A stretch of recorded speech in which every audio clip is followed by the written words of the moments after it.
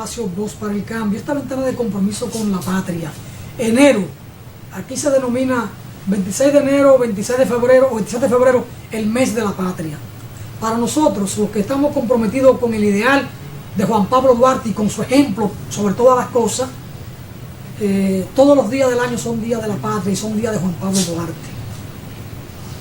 Duarte, el dominicano de gloria más pura, el hombre más entregado en ese amor infinito por la patria, por la libertad, por la independencia, por la justicia, por la felicidad del pueblo. Yo siempre le digo a los jóvenes cuando hablo con ellos, aprovechemos el tiempo, como dijo el padre de la patria, sobre todo porque en Dajabón siempre yo oí decir a los maestros, a los vecinos, a los mayores, el tiempo es oro y hay que aprovecharlo, no se desperdicia, porque la hora que pasó es una hora que ya perdimos si no la aprovechamos, porque esa hora no vuelve, ese día no vuelve, el año que pasó ya no vuelve, no retorna, y entonces hay que avanzar cada día. Y le digo a los jóvenes, ustedes serán mañana lo que hagan hoy. Entonces hoy hagan acto de bien, hoy estudien, hoy desarrollen un hábito, una práctica de respeto, de decencia, de puntualidad, de responsabilidad, de estudio, de amor a sus padres, de respeto a los vecinos, de amor al maestro, de respeto al maestro.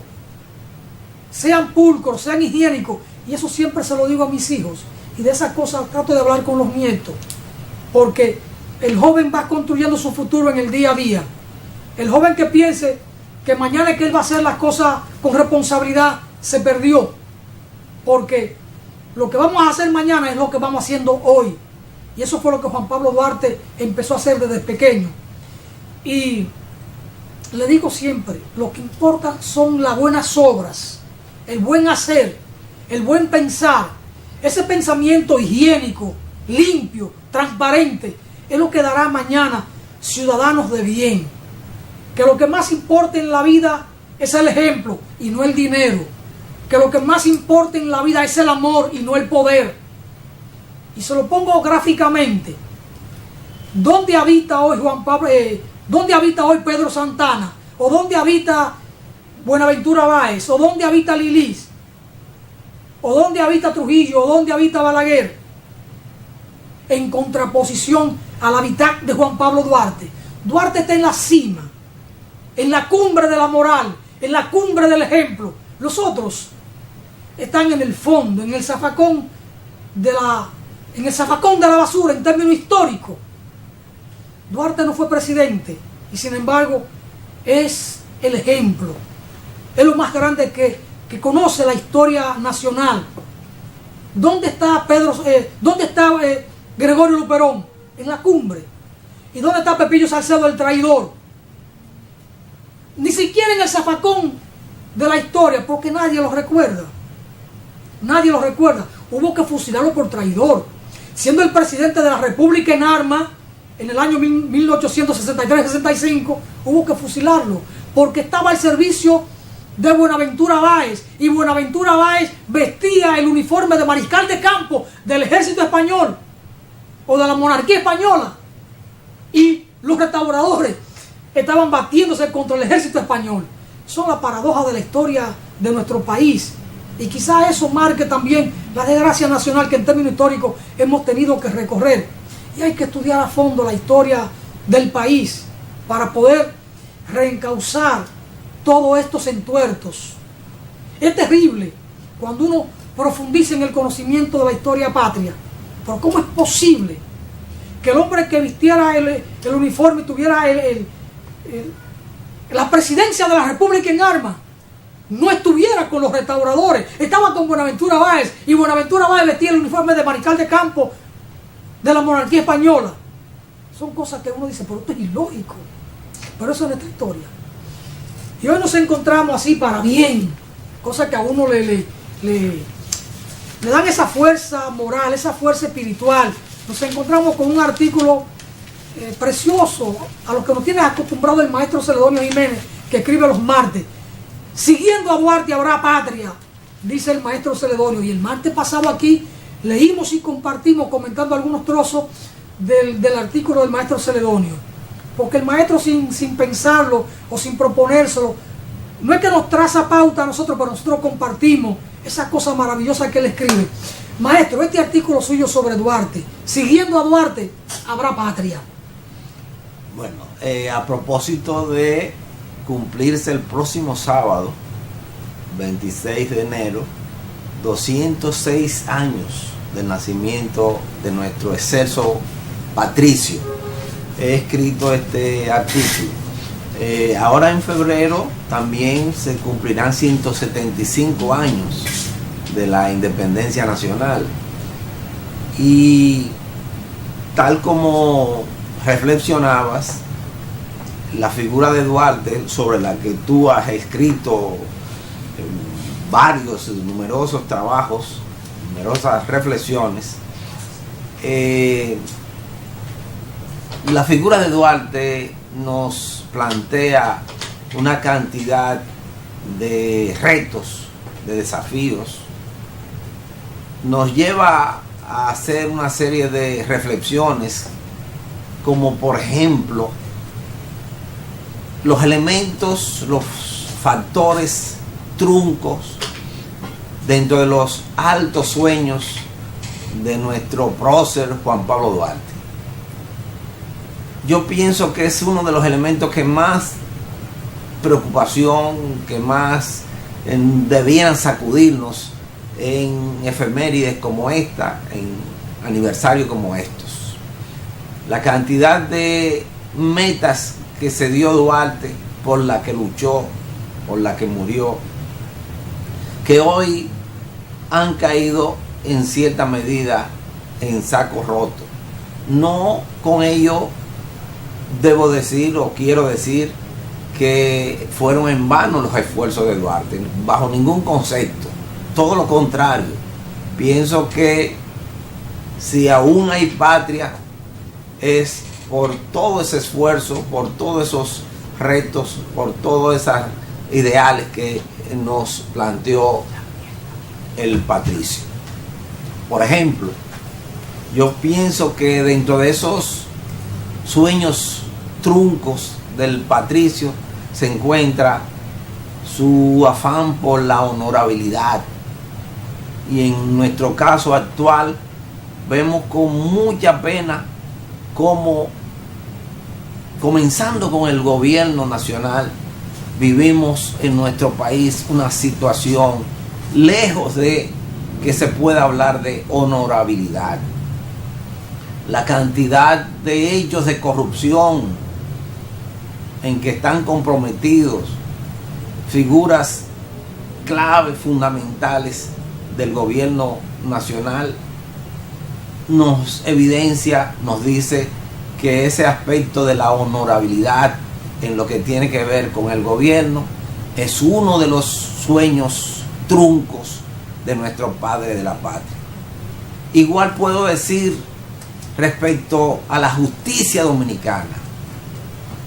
Duarte planteó una justicia y unas leyes que buscaban el desarrollo de nuestro país, que buscaban garantizar los más altos derechos de la población. ¿Y qué acontece con la justicia?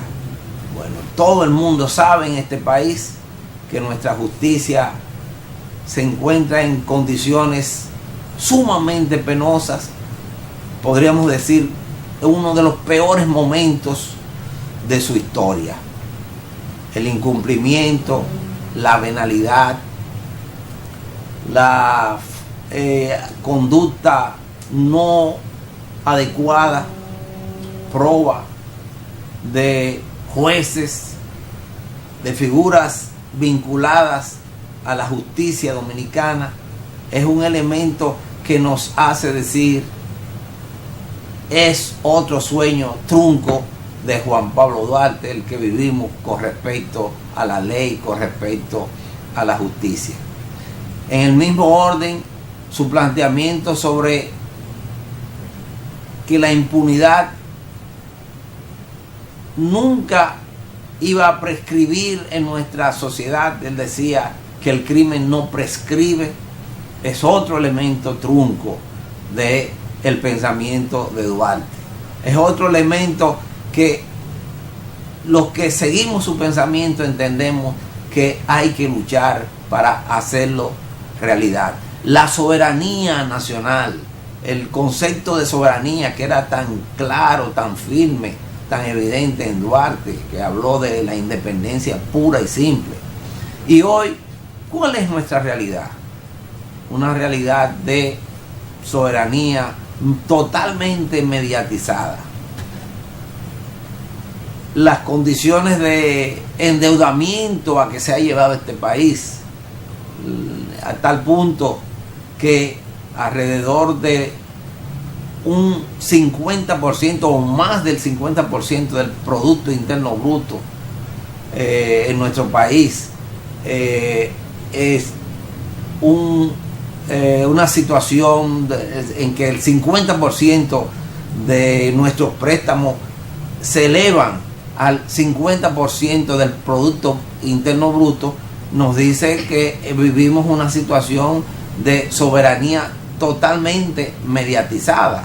O sea, toda esa deuda que hace que pudiéramos hablar de que hasta los que no han nacido van a nacer endeudados en nuestra sociedad, una condición que nos permite hablar de sueños truncos en nuestro padre de la patria.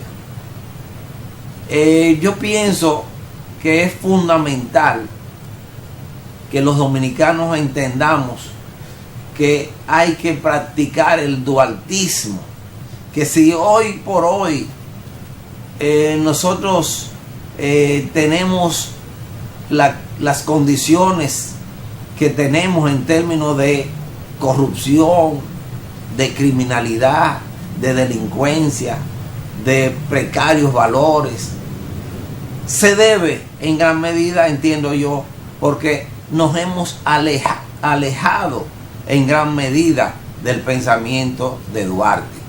Hay en nuestro país una serie de individuos que usan el pensamiento de Duarte, que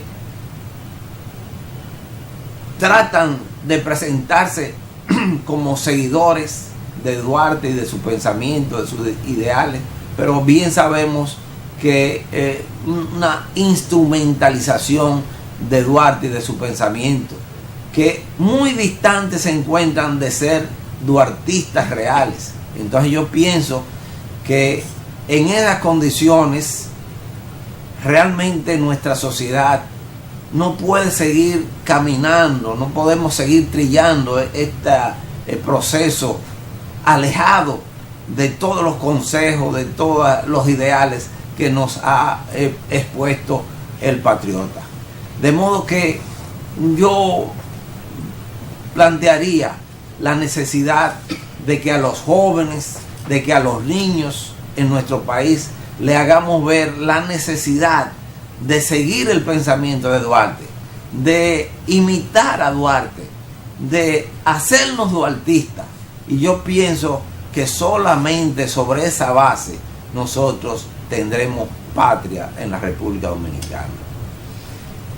Reencauzar la nación por el camino del bien pasa por tomar como curso de Estado el pensamiento del padre de la patria.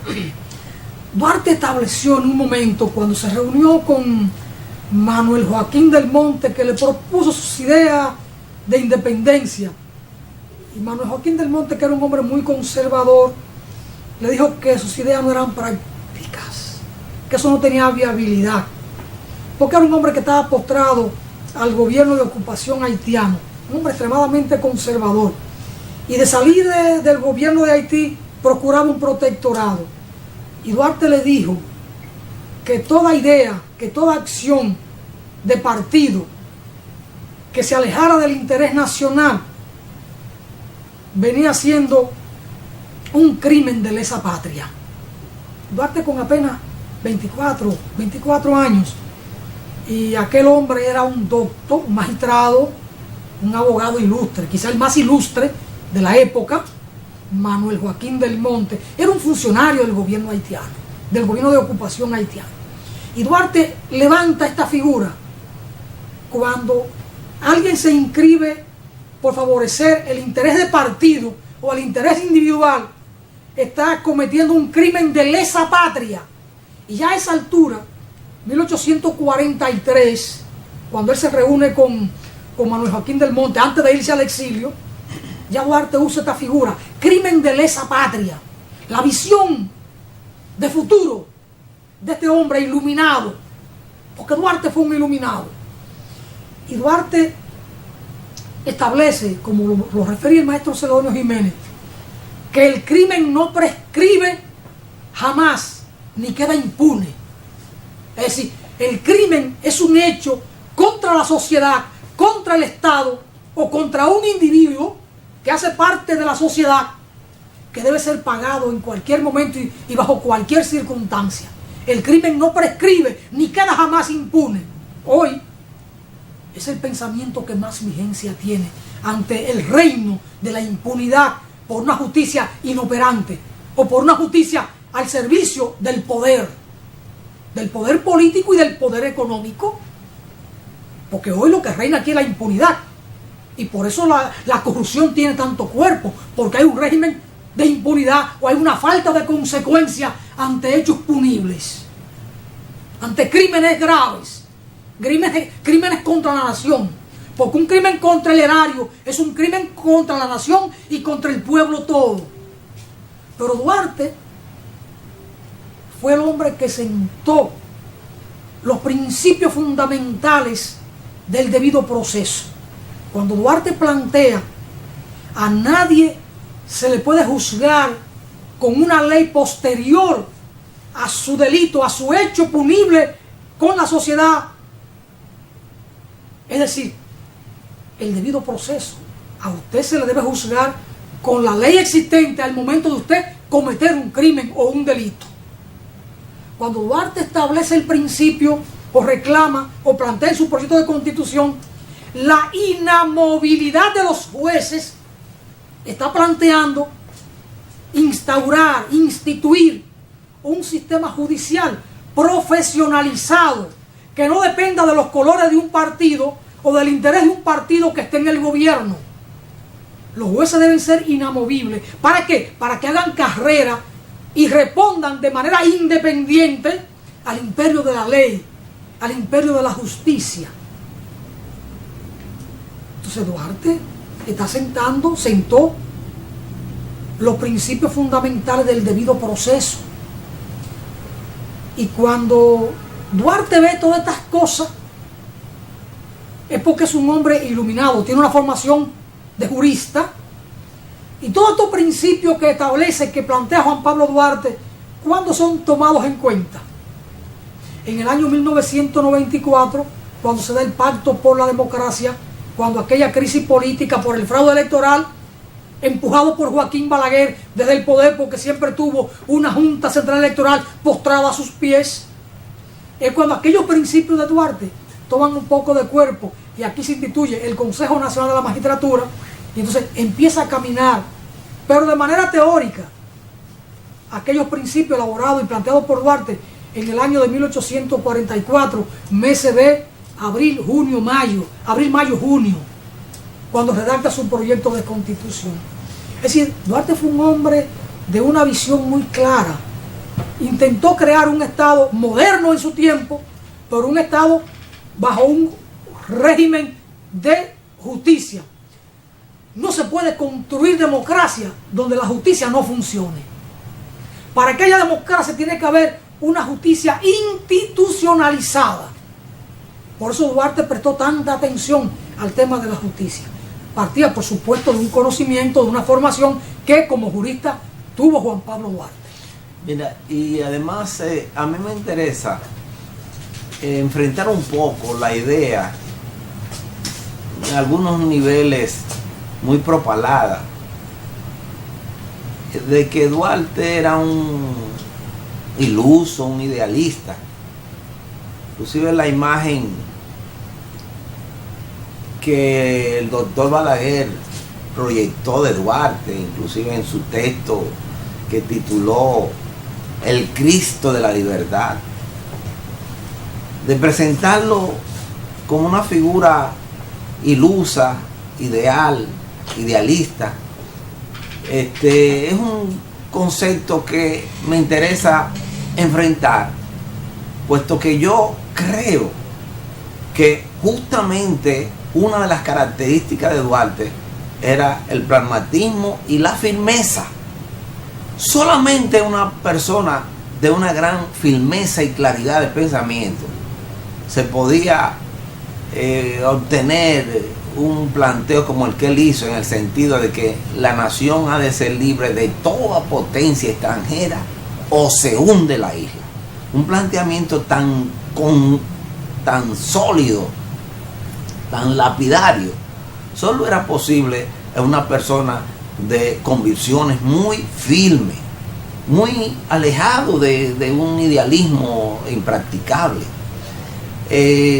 Su planteo en ese mismo sentido que ya hice referencia, de que la patria ha de ser, la independencia pura y simple, diferente a lo que planteaban muchos, inclusive algunos independentistas de entonces, que se planteaban ya sea el protectoralismo francés, la anexión a España o la propia anexión a los Estados Unidos, como se planteó Buenaventura Báez.